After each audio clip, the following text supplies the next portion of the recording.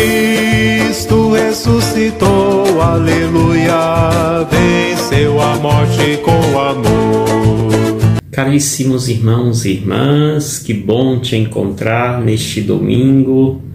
É o 5º domingo da Páscoa. Comecemos o nosso dia na presença amabilíssima do Divino que nos habita, revisitando esta presença constante. E revisitar esta presença de Deus em nós passa pelo caminho respiratório, passa pela nossa respiração consciente. Por isso, respire Deus. Sinta esta presença de Deus nas tuas narinas, te levando ao teu coração, levando ao seu diafragma. E você perceber nesta viagem litúrgica respiratória a presença de um Deus que se revela no meu corpo, se revela nas minhas células, se revela no conjunto harmonioso desta obra de arte que fez Deus. Por isso, valorize a sua respiração. Volte sempre sua atenção para a sua respiração, sentindo Deus que viaja em todo o seu corpo. A liturgia da palavra deste domingo vem nos agraciar mais uma vez com o livro dos Atos dos Apóstolos, na sua primeira leitura, onde aqui, mais uma vez, se percebe uma igreja itinerante, uma igreja que crescia, uma igreja que chegava às pessoas. E é justamente isto que o Ato dos Apóstolos de hoje nos reserva. À medida que a igreja crescia, também apareciam as problemáticas, é natural. E hoje nós temos a discussão entre dois grupos de cristãos. Os que vinham do judaísmo e aqueles que vinham do mundo grego, os chamados helenistas. E há aqui uma preocupação, uma certa discussão entre esses dois grupos. A reclamação partia do povo, dos cristãos vindo do mundo grego, do paganismo, reclamava que as viúvas deste grupo, deste povo, estavam sendo deixadas de lado, e estava mais se investindo e dando mais atenção aos cristãos vindo do judaísmo. Esta discussão ou esta reclamação chega aos ouvidos dos apóstolos e eles então começam a ver uma solução. Aqui está a primeira parte do texto, quando se apresenta essa preocupação de que as viúvas gregas estão sendo deixadas de lado. E aí então os apóstolos se reúnem e decidem: não é justo que nós fiquemos servindo as mesas enquanto a palavra de Deus fica sem a nossa presença. Ou seja, não é justo deixar de pregar a palavra de Deus para servir as mesas, ou seja, servir a caridade. E aí então, aqui nessa discussão, ele chega a um denominador comum, que é o segundo momento do texto. O denominador comum que ele chega é escolher homens, e aqui eles escolhe alguns homens da comunidade, 7 homens, para fazer esse serviço das mesas. E aqui, portanto, eles escolhem o cabeça desse grupo, será Estevão, o diácono Estevão, que vai protagonizar este grupo. E ali, então, se escolhem dentro da comunidade esses sete homens para pregar a palavra de Deus. E eles fazem isso com muita competência e com muita maestria. A última parte do texto mostra que a comunidade ou a palavra de Deus se espalhava. O número dos discípulos crescia em Jerusalém. E grande multidão de sacerdotes judeus aceitavam a fé. No início, este crescimento da igreja causou essa reclamação. No final do texto mostra que o crescimento agora segue a sua lógica, ou seja, segue a lógica da graça de Deus. O texto do Evangelho que nós meditamos hoje é João, capítulo 14, versículos de 1 ao 12. Naquele tempo, disse Jesus a seus discípulos: não se perturbe o vosso coração. Tendes fé em Deus, tendes fé em mim também. Na casa de meu Pai há muitas moradas. Se assim não fosse, eu vos teria dito: vou preparar um lugar para vós. E quando eu tiver ido preparar-vos um lugar, voltarei e vos levarei comigo, a fim de que onde eu estiver estejais vós, estejais também vós. E para onde eu vou, vós conheceis o caminho.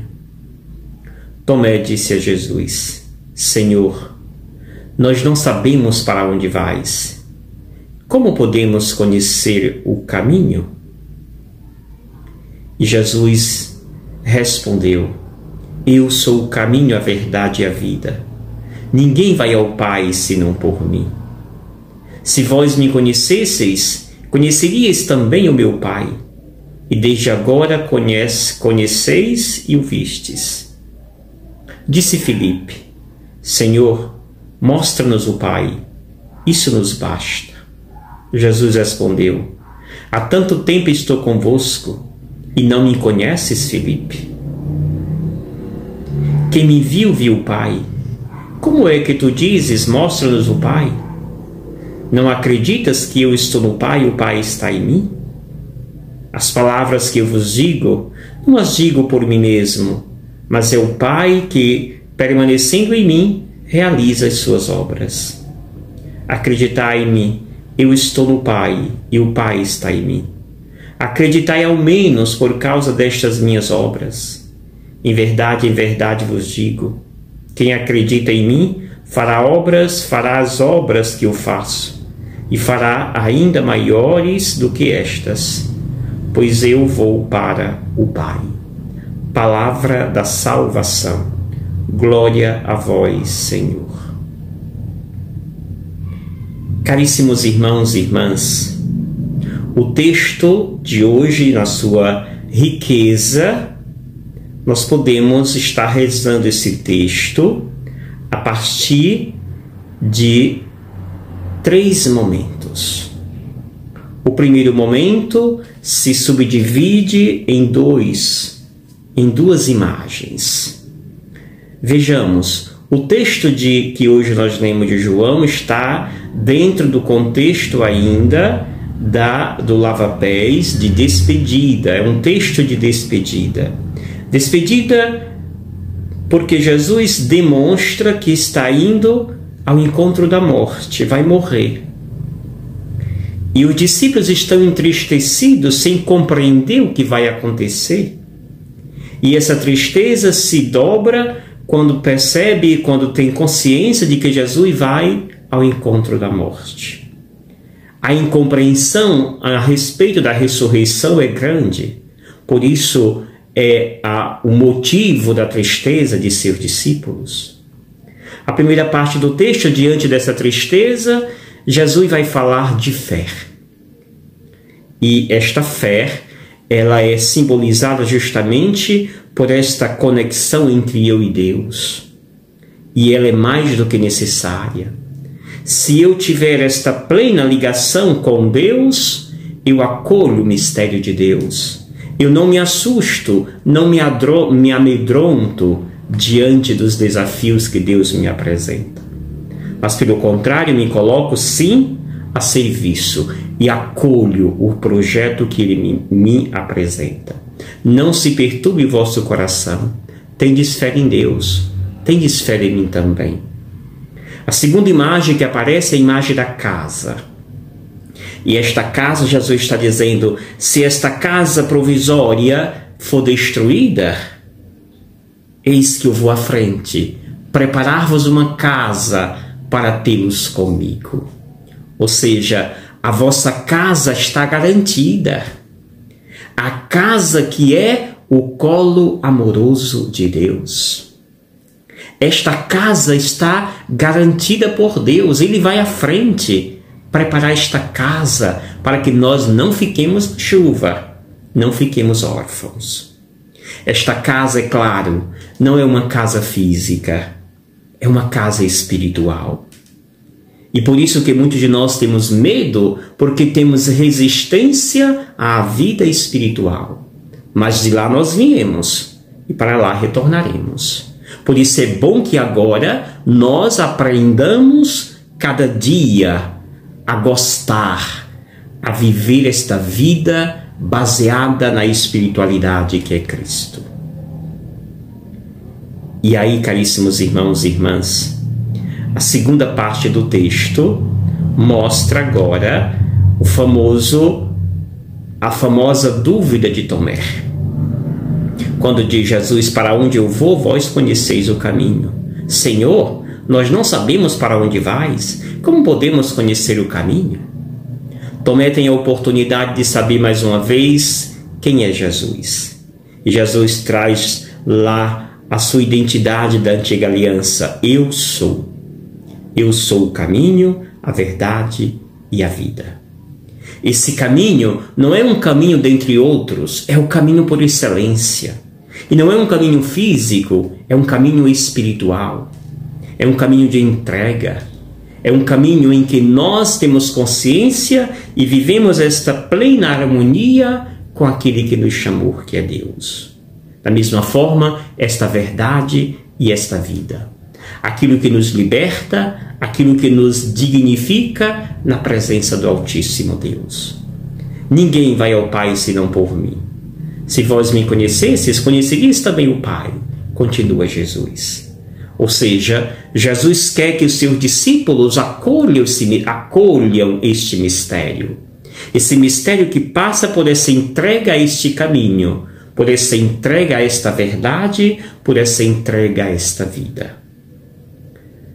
A terceira parte do texto é, mais uma vez, a indagação de Filipe.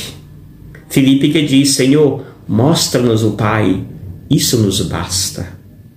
Certamente entristeceu Jesus e vai dizer, há tanto tempo estou convosco e não me conheces, Filipe. Há tanto tempo convivo convosco e ainda não descobristes que eu estou no Pai e o Pai está em mim? E ainda não descobriste que esta relação ela é permanente? A relação entre eu e o Pai? E o que revela que realmente eu estou no Pai e o Pai está em mim? Jesus cita 3 coisas. As suas obras, que esta sim revela plenamente que ele está no Pai, ou seja, as suas obras revelam o próprio Pai. A sua própria vida, a sua vida que é entregue ao Pai, em nome do Pai. É entregue aos braços do Pai. Pai, em tuas mãos entrego o meu espírito. E ainda a sua palavra, as suas palavras. As suas palavras revelam o rosto do próprio Pai. Ou seja, as suas palavras, as suas obras e a sua vida revela plenamente que Jesus está no Pai e o Pai está em Jesus. E que esta consonância ela é intensa. Esta relação é plena entre ele e o Pai. Caríssimos irmãos e irmãs, termina Jesus. Quem acredita em mim fará as obras que eu faço. E fará ainda maior do que estas que agora faço. Se tivermos conosco o dom da fé, a entrega a este caminho, a entrega a esta verdade. Peçamos ao nosso bom Deus esta graça e certamente viveremos fortalecidos e entusiasmados no anúncio da boa nova do mistério de fé que Jesus nos revela. Termina Pedro na sua carta nos mostrando que esta comunidade que nasce, ela é um edifício espiritual. É uma comunidade constituída de um sacerdócio régio, um sacerdócio santo. É uma comunidade constituída de um sacerdócio de reis. Tu és sacerdote, profeta e rei. É aquilo que nós dizemos no dia do nosso batismo. Ouvimos do sacerdote, do ministro que dirige aquela celebração, que depois de impor as águas e ao impor o óleo do crisma, dizemos: tu és sacerdote, rei e profeta. Caríssimos irmãos e irmãs, é assim que Pedro vê a comunidade que nasce. Essa comunidade que lembra Pedro, os pecadores rejeitaram a pedra angular, mas esta pedra se tornou a pedra por excelência.